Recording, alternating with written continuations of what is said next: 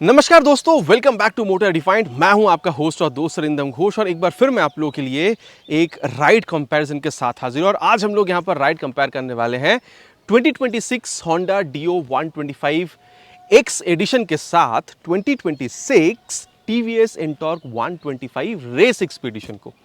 अब दोस्तों दोनों ही 125 सीसी में है, स्पोर्टी स्कूटर भी है, ठीक है। प्राइस में बहुत ज़्यादा, स्पेशली अगर आप यहाँ पर रेस एक्सपी मॉडल के साथ अगर आप लोग यहाँ पर डियो एक्सटेंशन को देख रहे हैं, बहुत ज़्यादा प्राइस में भी यहाँ पर डिफरेंट नहीं है। फिर खरीदे कौन सी स्कूटर, यही जो डाउट है उसको आज क्लियर करने की मैं कोशिश करूँगा। बताऊँगा आप लोगों को दोनों ही स्कूटर में आप लोगों को यहाँ पर फीचर स्पेसिफिकेशन, प्राइस हो या माइलेज, क्या आप लोगों को यहाँ पर सिमिलर मिलेगा, कितनी आप लोगों को यहाँ पर डिफरेंट मिलेगा, और साथ ही यहाँ पर राइड कंपेयर तो आप लोगों को करके बताने ही वाला हूँ, ताकि एंड तक वीडियो के आप लोगों को क्लियर आइडिया मिल जाए कि अगर 125 सीसी में एक स्पोर्टी स्कूटर आप यहाँ पर खरीदना चाहते हैं तो आप लोगों के लिए खरीदना यहाँ पर डियो 125 सही हो सकता है, या फिर यहाँ पर Ntorq 125।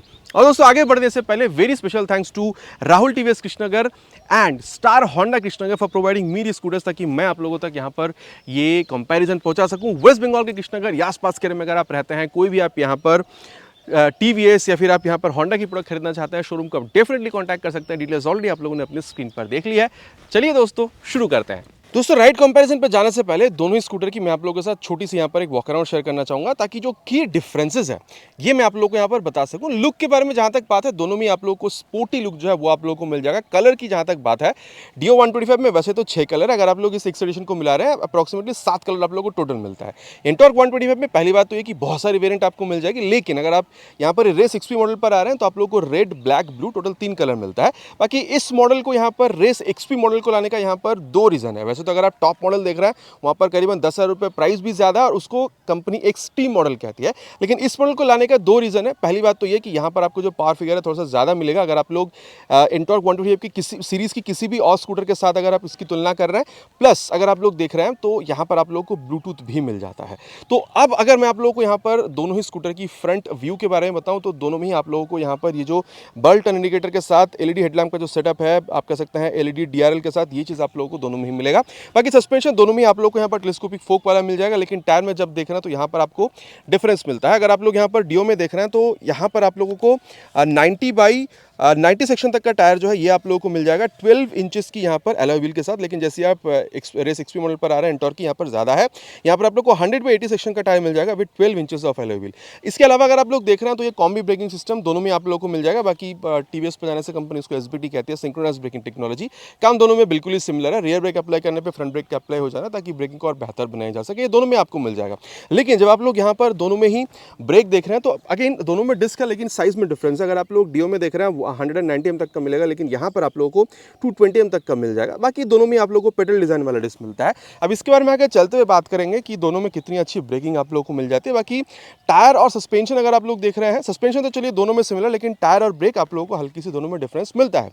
अब एक और बात है, अगर आप लोग यहाँ पर दोनों में ही ये यहाँ पर अगर आप लोग लेग रूम देख रहे हैं, अगेन चलते हुए इसके बारे में बात करेंगे कि कितनी ज़्यादा कंफर्टेबल दोनों में आप लोगों को मिला। लेकिन हाँ, अगर मैं रियर पोर्शन के बारे में बताऊँ तो दोनों में ही एक बार जो की है इसको मैं यहाँ पर ऑन करना चाहूँगा, ताकि मैं आप लोगों को यहाँ पर बता सकूँ। कुछ इस तरीके से जो टेल लैंप है ये आप लोगों को दिख जाएगा, आप क्लियरली देख सकते हैं। अगर आप लोग Ntorq में देख रहे हैं तो वहाँ पर आप लोग को एलईडी टेल लैंप जो है वो आप लोग को मिल जाएगा डेफिनेटली। अगर आप लोग यहाँ पर ये टर्न सिग्नल देख रहे हैं, दोनों में ही आप लोगों को बल्ब का मिल जाता है। मडगार्ड अगेन आप लोगों को दोनों में मिलेगा, लेकिन टायर में अगेन आपको डिफरेंस मिलेगा। अगर आप लोग यहाँ पर ये अगर आप लोग यहाँ पर डियो में देख रहे हैं तो आप लोगों को 90/100 सेक्शन तक का मिल जाएगा।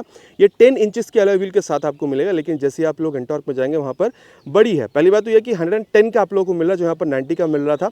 110/80 सेक्शन का आपको मिल रहा है, प्लस वहाँ पर आपको 12 इंच के अलॉय व्हील मिलते हैं, जो आपको 10 इंच का यहाँ पर डियो में मिल रहा था। तो ये डेफिनेटली एक डिफरेंस यहाँ पर क्रिएट करती है। अगेन मैं कहूँगा चलाते हुए बात करेंगे कितनी अच्छी यहाँ पर आप लोग को स्टेबिलिटी वगैरह फील होता है।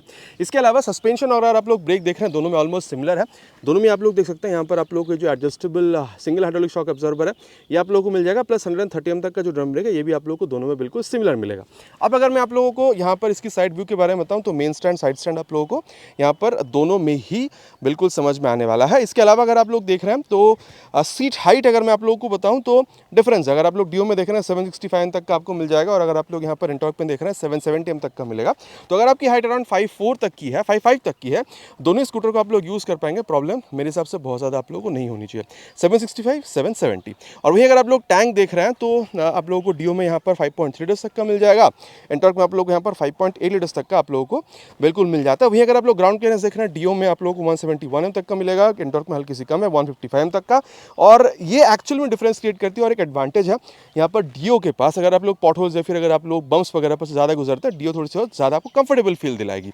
और वहीं अगर आप लोग वेट देख रहे हैं तो अगेन डीओ के पास यहाँ पर थोड़ी सी एडवांटेज है, क्योंकि हल्की है 104 से 5 किलोग्राम, लेकिन वहीं अगर आप एंटॉर्क पर जाते हैं 4 से 5 किलोग्राम यहाँ पर ज़्यादा है, 109 से 111 किलोग्राम तक आप लोगों को मिलता है। अब अगर मैं आप लोगों को बताऊँ यहाँ पर सीट के बारे में, तो जैसे ही मैं यहाँ पर इस बटन को यहाँ पर प्रेस करता हूँ तो यहाँ पर ये जो सीट है मैं इसको ओपन कर सकता हूँ। ये 18 से 20 लीटर तक का जो बूट स्पेस है ये आप लोगों को मिल जाएगा। और कुशनिंग के बारे में अगर चलते हुए बात करेंगे, यहाँ पर पकड़ के बैठने के लिए काफ़ी अच्छा खासा जो ग्रैब हैंडल है ये आप लोगों को मिल जाता है। और वहीं अगर मैं एंटॉर्क के बारे में आप लोगों को बताऊँ तो यहाँ पर आप लोगों को अलग से की डालकर यहाँ पर ओपन करना होता है। सीट जैसे आप ओपन कर रहे हैं आप देख सकते हैं ये चीज़ आप लोगों को यहाँ पर बिल्कुल मिल रहा है। यहाँ पर भी 18 से 20 के बीच में आप लोग ये जो बूट स्पेस है ये आप लोग बिल्कुल एक्सपेक्ट करेगा। और यहाँ पर और लेफ्ट साइड ओपन करने से आप देख सकते हैं ये भी ओपन यहाँ पर हो रही है। वहाँ पर भी चीज़ वही है, मैं आप लोग को एक बार इसको ओपन करके बता दूँ। फ्यूल का ये देखिए, दोनों में ही आप ये ऑलरेडी मैंने बताया था यहाँ पर 5.3 यहाँ पर 5.8 तक का मिलेगा। और माइलेज अगर आप लोग देख रहे हैं तो अप्रॉक्सीमेटली 40 से 45 के बीच में केएमपीएल आप लोगों को दोनों में ही मिल जाना चाहिए। अब अगर मैं आप लोगों को यहाँ पर हैंडल बार मीटर कंसोल के बारे में बताऊँ तो कुछ इस तरीके से आप लोगों को मिलेगा। ये आप देख सकते हैं ये आप लोगों को डिजिटल मिलेगा, लेकिन ब्लूटूथ यहाँ पर नहीं है। आप लोगों को यहाँ पर ब्रेक मिल रहा है, लॉक आपको मिलेगा, हाई बीम लो बीम पास। और ये डिजिटल आप कह सकते हैं कंसोल को टॉगल करने के लिए यहाँ पर जो जॉयस्टिक है ये आप लोगों को मिल जाएगा। स्पीडोमीटर, ओडोमीटर, टैकोमीटर ये सारी चीज़ें आप लोगों को मिल रहा है। तो अगर आप लोग सेटिंग में जाते हैं तो फंक्शन में आप लोगों को यहाँ पर सेट करने के लिए चीज़ें मिलेगी। डिस्प्ले में अगर आप जाते हैं टाइप आप सेट कर सकते हैं, ठीक है। ब्राइटनेस को आप यहाँ पर चेंज कर सकते हैं। थीम आप क्या चाहते हैं, लाइट या फिर डार्क, या फिर ये सारी फेवरेट इन्फॉर्मेशन जो आप सेट करते हैं आपको मेन स्क्रीन पर यही सारी चीज़ें दिखती है। इसके अलावा जनरल पे जाने से date and time, unit, restore, default ये सारी चीज़ें कर सकते हो। सर्विस का यहाँ पर ये जो डिटेल्स है ये आप लोगों को यहाँ पर देखने में मिल जाता है। बाकी अगर आप देख रहे हैं तो यहाँ पर जो ऑटो स्टार्ट सिस्टम ये मिलेगा, साथ ही यहाँ पर आप इंजन को ऑन कर सकते हैं। बाकी अब अगर इंजन की बात हो रही है तो एक बार मैं आप लोगों को यहाँ पर जो इंजन की डिटेल्स है ये भी मैं आप लोगों को बता देता हूँ। अगर आप लोग यहाँ पर डीओ 125 पर आ रहे हैं, सबसे पहली बात यह कि यहाँ पर आप लोगों को किक स्टार्ट मिल जाता है, जो यहाँ पर आप लोगों को रेस एक्सपीरियंस एडिशन पे एंटॉर्क की आप लोगों को मिल नहीं रही है। बाकी यहाँ पर आप लोगों को 123.9 CC single cylinder air cool फिलेटेड इंजन आपको मिलेगा। डेफिनेटली सीवीटी है और पावर आप लोग यहाँ पर 8.3 PS तक का मिल जाएगा 10.5 न्यूटन मीटर टॉर्क के साथ। इसके अलावा अगर आप लोग यहाँ पर आ रहे हैं एंटॉर्क 125 में तो देखिए यहाँ पर आप लोगों को ये जो लेडीज फुट रेस्ट आप लोग को ऑलरेडी मिल रहा है, जो आप लोग को वहाँ पर मेरे हिसाब से लगवाना पड़ सकता है। बाकी यहाँ पर अगर आप लोग देख रहे हैं किक स्टार्ट नहीं, ऑलरेडी मैंने कहा है 124.8 CC 3 valve air cooled CVT फिलेटेड इंजन जो ये आप लोगों को बिल्कुल मिलेगा। पावर यहाँ पर ज़्यादा है 10.2 PS तक आप लोगों को मिल जाएगा। टॉर्क जो वहाँ पर 10.5 न्यूटन मीटर तक का मिल रहा था, यहाँ पर 10.8 से 10.9 न्यूटन मीटर तक का आप लोगों को यहाँ पर समझ में आने वाला है, ठीक है। तो डेफिनेटली अब पावर फिगर में डिफरेंस जो है कितनी ज़्यादा ये डिफरेंस क्रिएट करती है चलाते वक्त, इसके बारे में अगर चलाते हुए बात करेंगे। यहाँ पर भी एक बार जो की है इसको मैं यहाँ पर इंसर्ट करना चाहूँगा और कुछ इस तरीके से अगर आप इसको यहाँ पर ऑन कर रहे हैं तो ये देखिए लॉक सिस्टम यहाँ पर भी है। और ये high beam low beam pass out के लिए स्विच, टर्न सिग्नल और यहाँ पर हल्की सी लाउडर आप कह सकते हैं। यहाँ पर भी आप लोग को ऑटो स्टार्ट सिस्टम जो ये मिलेगा, यहाँ पर कंपनी इसको इंटेलिगो कहती है। यहाँ पर हज़ार्ड लैंप आप लोग को एक्स्ट्रा मिल रहा है। नीचे यहाँ पर भी आप इंजन ऑन कर सकते हैं, बाकी यहाँ पर आप लोगों को ऑफ करने के लिए नहीं मिला। इसके लिए आपको या तो ये ऑटो स्टार्ट सिस्टम को यूज़ करना पड़ेगा या फिर आपको यहाँ से डायरेक्टली मैनुअली इसको ऑफ करना पड़ेगा। बाकी यहाँ पर भी आप लोगों को स्पीडोडो टैकोमीटर जो है ये चीज़ आपको मिल जाएगा। प्लस यहाँ पर आप लोगों को जो ब्लूटूथ कनेक्टिविटी ये भी मिल रहा है। तो अगर आप स्मार्ट स्कैनर टैप को मोबाइल में डाउनलोड इंस्टॉल करके थ्रू ब्लूटूथ इसके साथ अगर जोड़ते हैं तो turn by turn navigation, call, SMS ये सारी चीज़ें आप यहाँ पर इस्तेमाल कर पाएंगे। जो अगर आप लोग यहाँ पर चाहते हैं तो यहाँ पर आप लोग को एक स्मार्ट मॉडल पर जाना पड़ेगा, जहाँ पर 7 से 8 हज़ार रुपये तक आप लोग को यहाँ पर और एक्स्ट्रा पे करना होगा अगर आप लोग इसकी ऑन रोड प्राइस पर देख रहे हैं तो। लेकिन यहाँ पर आप लोग को इसी प्राइस पॉइंट पर ये ब्लूटूथ जो है ये भी आप लोगों को यहाँ पर मिल जाता है। इसके अलावा अगर मैं आप लोगों को बताऊँ तो यहाँ पर ये मिरर कितनी अच्छी काम कर रही है दोनों ही स्कूटर की, ये आगे चलते हुए बात इसके बारे में हम लोग डेफिनेटली राइड के दौरान करने वाले हैं। अब यहाँ पर मैं आप लोग को जो एग्जॉस्ट साउंड है दोनों स्कूटर की सुना दूँ। सबसे पहले यहाँ पर मैं आप लोग को एंटॉर्क की बता दूँ।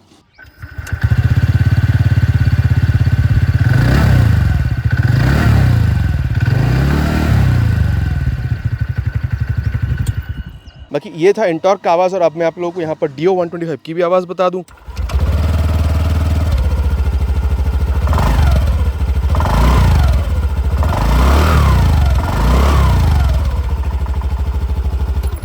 किसकी आवाज़ आप लोग को यहाँ पर ज़्यादा सही लगी, नीचे आप लोग प्लीज़ कमेंट पर लिखकर बताइएगा। और अब मैं आप लोगों को यहाँ पर जो प्राइस इसके बारे में बता देता हूँ। अगर आप लोग डियो की एक्स एडिशन पर आ रहे हैं तो यहाँ पर आप लोग को 1,12,000 आप लोग को यहाँ पर पे करना हो रहा है। और वहीं अगर आप लोग एंटॉर्क 125 रेस एक्सपीडिशन पर जाते हैं तो मोटा मोटा 1,500 रुपये ज़्यादा है, 1,13,600, 1,600 रुपये यहाँ पर आपको ज़्यादा पे करना हो रहा है। लेकिन वहीं अगर आप लोग इसकी एक्सट्रीम मॉडल पर जाते हैं एंटॉर्क की तो 1,23,000 के आसपास, वहाँ पर और भी 10,000 रुपये आप लोग को एक्स्ट्रा पे करना होता है।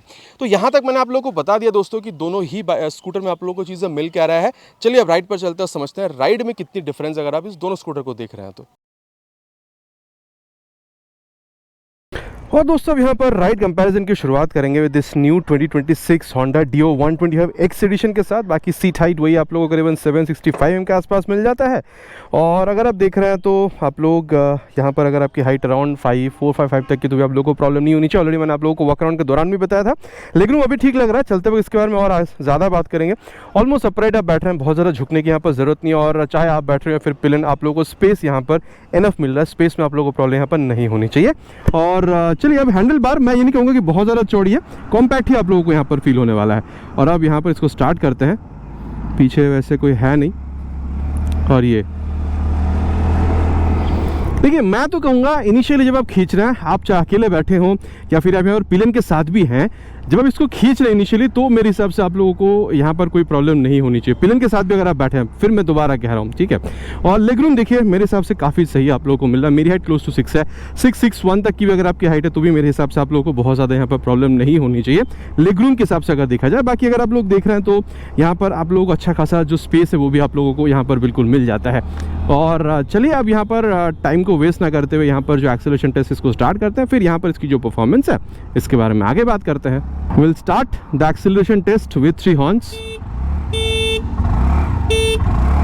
On full throttle. Let's see how long, how far can we go. 50 already crossed. 60 crossed. Let's see. 70 crossed. 80 crossed.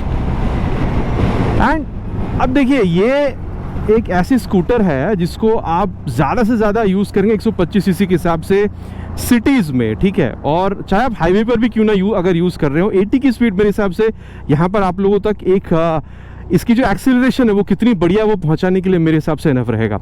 ये मैं कह सकता हूँ, मैंने अभी तक इसको 80 तक भी खींचा था, मुझे फिर भी यहाँ पर मतलब ऐसा बहुत ज़्यादा वाइब्रेशन जो है वो मुझे यहाँ पर फील नहीं हुआ। इनफैक्ट अगर आप स्टेबिलिटी देख रहे हैं काफ़ी अच्छा खासा मिला। लेकिन देखिए कभी मतलब अभी तो चलिए यहाँ पर रोड की कंडीशन बहुत सही है, लेकिन मेरे हिसाब से अगर टायर की चौड़ाई थोड़ी सी और ज़्यादा हो जाती, फ्रंट हो या फिर रियर, एटलीस्ट रियर में अगर 12 इंच का अलग व्हील भी मिल जाता तो ये और बढ़िया हो सकता है। देखिए मैं ये नहीं कर रहा हूँ कि अभी सही नहीं है, अभी बहुत सही है, लेकिन अगर व्हील की साइज़ या फिर टायर का साइज़ और चौड़ा या फिर व्हील की साइज़ और बड़ा होता तो और मज़ा आता यहाँ पर। और अभी अगर देखिए आप इसकी यहाँ पर माइलेज देख रहे हैं, ऑलरेडी मैंने आपसे कहा है 40-45 के बीच में आप एक्सपेक्ट कर सकते हैं, ठीक है। और अगर मैं कहूँ यहाँ पर इस तरीके से हाईवे पे क्रूज़ करने के लिए कंफर्टेबल क्रूजिंग स्पीड 80 तक, तो 80 से ज़्यादा मैंने आपको खींच कर बताया था, 80 तक भी अगर आप लोग खींच कर चला रहे हैं तो भी एक आप लोगों को बहुत अच्छा खासा एक्सपीरियंस जो है आप लोगों को यहाँ पर बिल्कुल मिलने वाला है।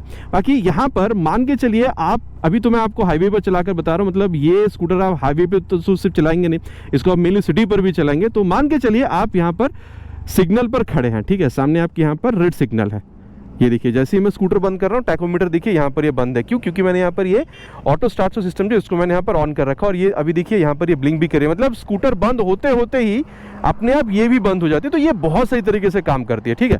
और अगेन आपको अगर चालू करना है तो क्या करना है, फॉर सेफ्टी ब्रेक पकड़ लीजिए और जैसे आप थ्रॉटल घुमा रहे हैं ये देखिए आप यहाँ पर चलने के लिए रेडी है। मतलब अगर आप लोग यहाँ पर टैकोमीटर देख रहे हैं तो ये आप लोगों को यहाँ पर समझ में भी आ रहा है। तो ये एक काफ़ी बढ़िया बात यहाँ पर बिल्कुल बन जाता है। मतलब आप अगर सिटी में चला रहे हैं, आप इंजन को बंद नहीं भी कर रहे हैं बार बार मैनुअली की के थ्रू, तो भी यहाँ पर जैसे ही आप स्कूटर को रोकते हैं अपने आप ही बंद हो जाता है 2-3 सेकंड में। तो ये एक बहुत बढ़िया बात बिल्कुल बनता है, मतलब माइलेज सेविंग के लिहाज से अगर देखा जाए तो। और दोस्तों यहाँ पर राइड कंपेयर करेंगे, आप कह सकते हैं डियो 125 को with this Ntorq 125 race XP edition के साथ। बाकी सीट हाइट यहाँ पर हल्की सी ज़्यादा है 5-6 mm के आसपास, लेकिन उस वजह से आप लोगों को बहुत ज़्यादा सीट यहाँ पर जो ऊंचा है वो आप लोगों को फील नहीं होगा। ऑलमोस्ट ऐसे ही आपको लगेगा कि आप सिमिलर सीट हाइट पर बैठे हैं, चाहे आप डियो पर बैठे हो चाहे आप इस यहाँ पर स्कूटर पर ही क्यों ना बैठ रहे हो। अच्छा, लेकिन एक बात है, सीट अगर आप लोग देख रहे हैं तो मैं कहूँगा डियो के मुकाबले यहाँ पर आपको हल्की सी सॉफ्टर फील हो सकती है। बाकी वहाँ पर भी कंफर्टेबल है, यहाँ पर थोड़ी सी और ज़्यादा सॉफ्टर आपको फील हो सकती है, बहुत ज़्यादा सॉफ्ट नहीं, हल्की सी सॉफ्टर, ठीक है। और बाकी अगर आप देख रहे हैं यहाँ पर भी आप बिल्कुल ही अपराइट बैठे हैं, हैंडल बार उतनी ही है जितना आप लोगों को डियो में मिल रहा था, बहुत ज़्यादा चौड़ा यहाँ पर भी नहीं है। लेग रूम अभी तो सही लग रहा है। बाकी वहाँ पर ग्लब बॉक्स था, यहाँ पर आपको ग्लब बॉक्स अलग से लगवाना पड़ेगा एज एन एक्सेसरीज, ठीक है।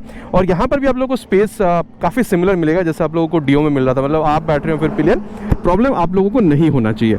और चलिए अब स्टार्ट करते हैं। फ्यूल वैसे एम्प्टी नहीं है, यहाँ पर 1.5 लीटर से ऊपर तेल यहाँ पर भराया गया है। बाकी यहाँ पर स्ट्रीट और रेस दो मोड आपको मिलता है। अभी यहाँ पर ये स्ट्रीट मोड पर ही है। रेस मोड पर जब मैं यहाँ पर एक्सीलरेशन टेस्ट करूँगा तब मैं आप लोगों को रेस मोड पर डाल के इसको बताऊंगा। रेस मोड पर जैसे ही मिलेगा तो यहाँ पर आपको लैप वगैरह यहाँ पर शो कर रही होगी, ठीक है। और चलिए अब अगर मैं आपको यहाँ पर बताऊँ ये लेग रूम के बारे में, तो यहाँ पर भी आपको काफ़ी अच्छा खासा लेग रूम मिल जाता है। यहाँ पर भी मैं वही कहूँगा 6'1" तक की भी अगर आपकी हाइट है तो भी मेरे हिसाब से यहाँ पर प्रॉब्लम नहीं होनी चाहिए। मतलब सिटिंग पोजीशन हो या फिर यहाँ पर लेग रूम वाला जो चीज़ है, ये अगर आप लोग देख रहे हैं तो दोनों में आप लोगों को यहाँ पर ऑलमोस्ट सिमिलर ही चीज़ यहाँ पर समझ में आता है, ठीक है। बाकी यहाँ पर एक बात है, अगर आपको ये इको यहाँ पर बता रही है, इसका मतलब आप लोग को यहाँ पर माइलेज बेहतर मिला। जैसे आप यहाँ पर थ्रॉटल बढ़ाएंगे, जैसे आप 45-50 के ऊपर जाते हैं तो वहाँ पर अगर आपको यहाँ पर ये पावर बता रही है, इसका मतलब यहाँ पर आप लोगों को माइलेज कम मिलने वाला है, ठीक है। और चलिए अब यहाँ पर टाइम वेस्ट ना करते हुए इसकी जो एक्सेलरेशन टेस्ट उसको कंप्लीट करते हैं, फिर यहाँ पर इसकी जो परफॉर्मेंस है इसके बारे में आगे बात करेंगे। बाकी दोस्तों अभी यहाँ पर फ्यूल कम होने की वजह से, वैसे तो 1.5 लीटर 1.25 लीटर है इसमें, लेकिन फ्यूल कम होने की वजह से यहाँ पर भी मैं इसको रेस मोड में सेट नहीं कर पा रहा हूँ। रेस मोड में सेट करने से हल्की सी डिफरेंस आती है, बहुत ज़्यादा यहाँ पर कुछ बढ़िया एक्सेलरेशन नहीं मिलता, हल्की सी बेहतर होती है, ठीक है। तो इसको रेस मोड के साथ ही स्टार्ट करते हैं। Okay let's start with 3 horns, full throttle,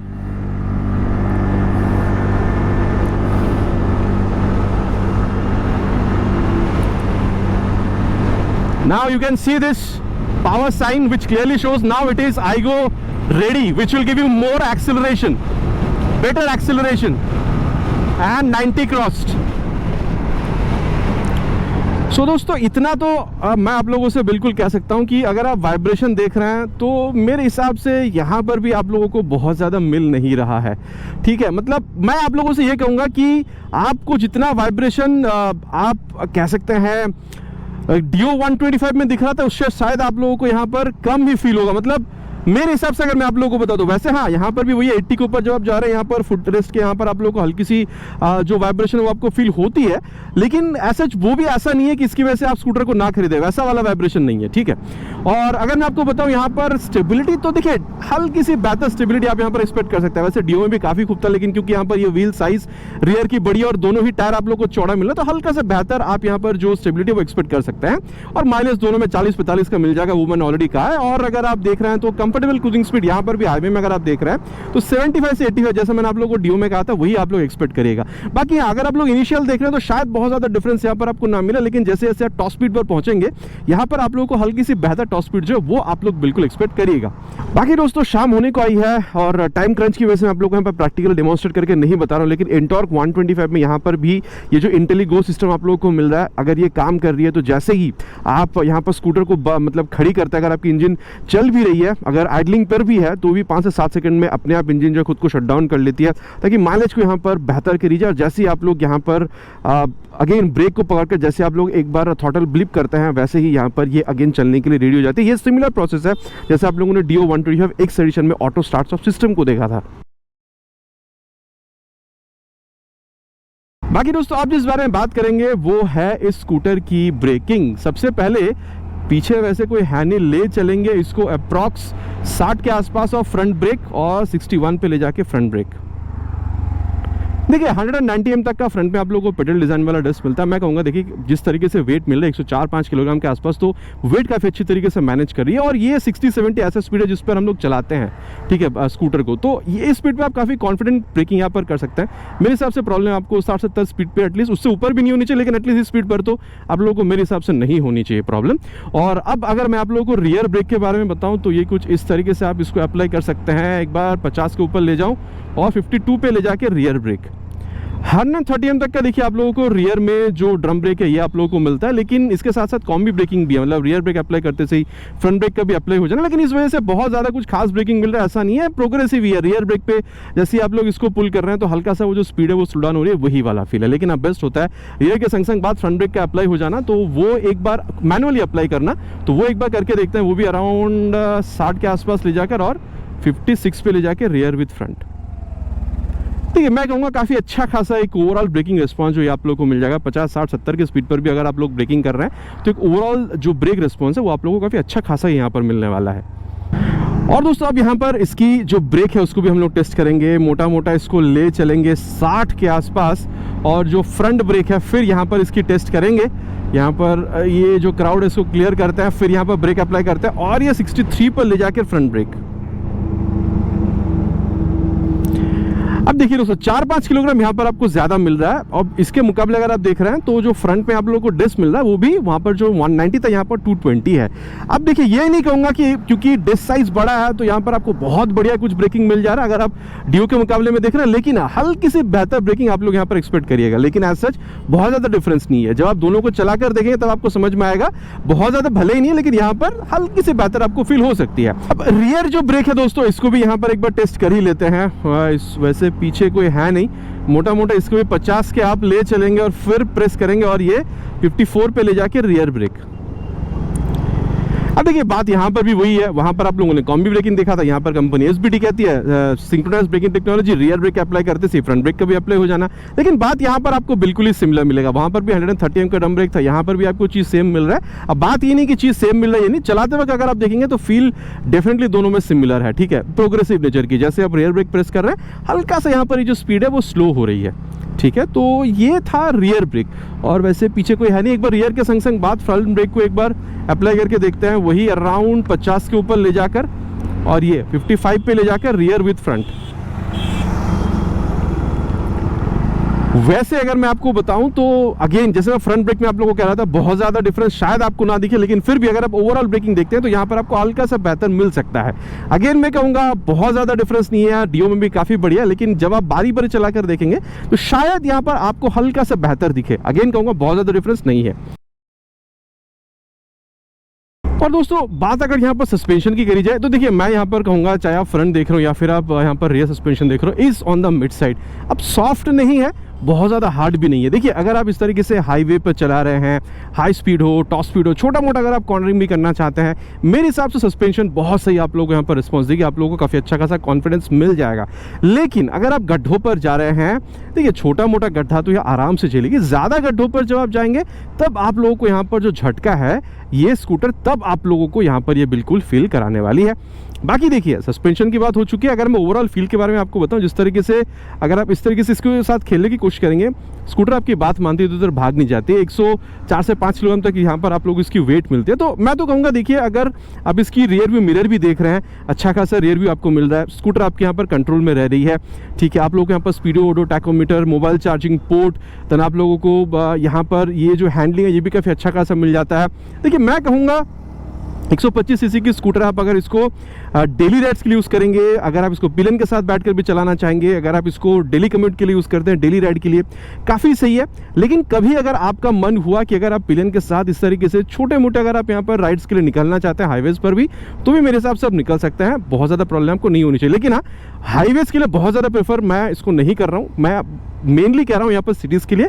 occasional highway ride पर अगर आप निकल जाना चाहते हैं, इनफैक्ट इवन विद पिलियन, तो भी आप लोगों को प्रॉब्लम नहीं होनी चाहिए। और अगर मैं आप लोगों को सस्पेंशन के बारे में बताऊं तो देखिए मैं आप लोगों को इतना कह सकता हूं कि चाहे आप फ्रंट देख रहे हो यार वैसे तो सेटअप आप लोगों को दोनों में सिमिलर दिख रहा है, लेकिन यहाँ पर इन जनरल अगर मैं कहूँ तो फिर मैं वही कहूँगा मिड साइड पर है। लेकिन अगर आप इसको तुलना कर रहे हैं विद डीओ 125 तो यहाँ पर हल्की सी स्टिफर आपको फील होगी। वैसे अगर देखा जाए तो हाई स्पीड, टॉप स्पीड, छोटी मोटी कॉर्नरिंग दोनों में काफ़ी सिमिलर रिस्पॉन्स दिखेगा। लेकिन अगर आप गड्ढों पर जाते हैं फिर यहाँ पर आपको झटका जो है थोड़ा सा ज़्यादा फील होगा। मतलब अगर आप, ऐसा नहीं है कि डीओ में फील नहीं हो रहा था, डीओ में फील होगा, लेकिन यहाँ पर आपको थोड़ा सा और ज़्यादा झटका फील हो सकता है। मतलब गड्ढों पर अगर आप जाएंगे तो डीओ थोड़ी सी ज़्यादा आपको यहाँ पर जो कंफर्टेबल है वो ज़्यादा आपको फील हो सकती है। ठीक है। और अगर मैं आप लोगों को कहूँ यहाँ पर ओवरऑल फील के बारे में, तो देखिए रियर व्यू मिरर यहाँ पर भी उतनी अच्छी है जितना आप लोगों को डियो में मिल रहा था। बाकी स्पीड ऑटो टैको ये सारी चीज़ें यहाँ पर भी मिल रही है, ठीक है। और अगर आप लोग देख रहे हैं तो यहाँ पर आप लोगों को हल्की सी बेहतर ब्रेकिंग, हल्का सा बेहतर ओवरऑल टॉप स्पीड जो है ये आप लोगों को यहाँ पर मिल रहा है। और इस तरीके से आप खेलने की कोशिश कर रहे हैं तो यहाँ पर भी स्कूटर आपकी बात मानिए इधर उधर भाग नहीं जा रही है। लेकिन हाँ, अगर आप वेट देख रहे हैं तो 4-5 किलोग्राम तो ज़्यादा, उस वजह से बहुत ज़्यादा आप यहाँ पर वेट फील कर रहे हैं ऐसा भी नहीं है।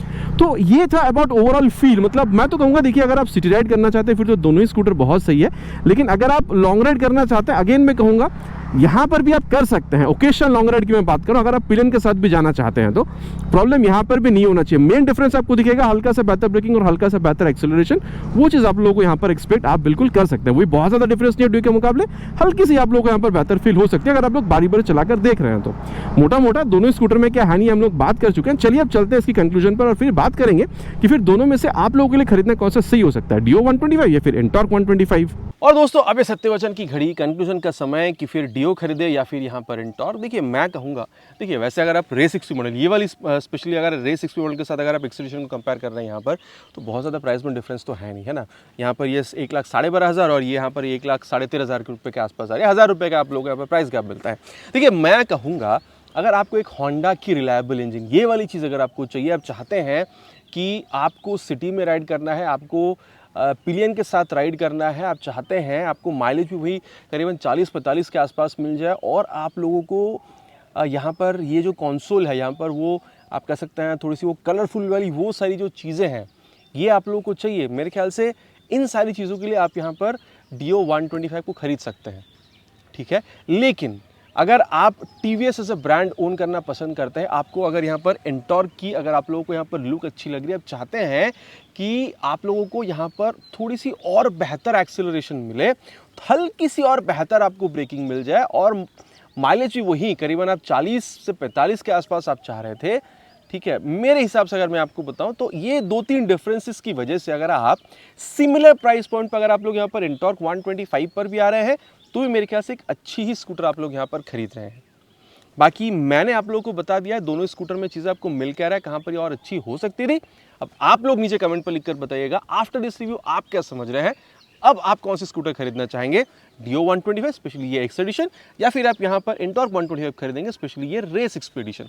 नीचे प्लीज़ कमेंट पर लिखकर बताइएगा। आशा करता हूँ वीडियो आप लोगों को पसंद आई है। अगर पसंद आई है तो प्लीज़ वीडियो में एक लाइक, और चैनल पर पहली बार आ रहे हैं तो सब्सक्राइब करना प्लीज़ नहीं भूलेगा, आप लोग सब्सक्राइब नहीं करता है, इट्स माई रिक्वेस्ट। बहुत जल्द मिलेंगे आप लोगों को चैनल पर इसी तरीके से एक नया वीडियो में बाइक का स्कूटर के साथ। Till then ride safe and Jai Hind.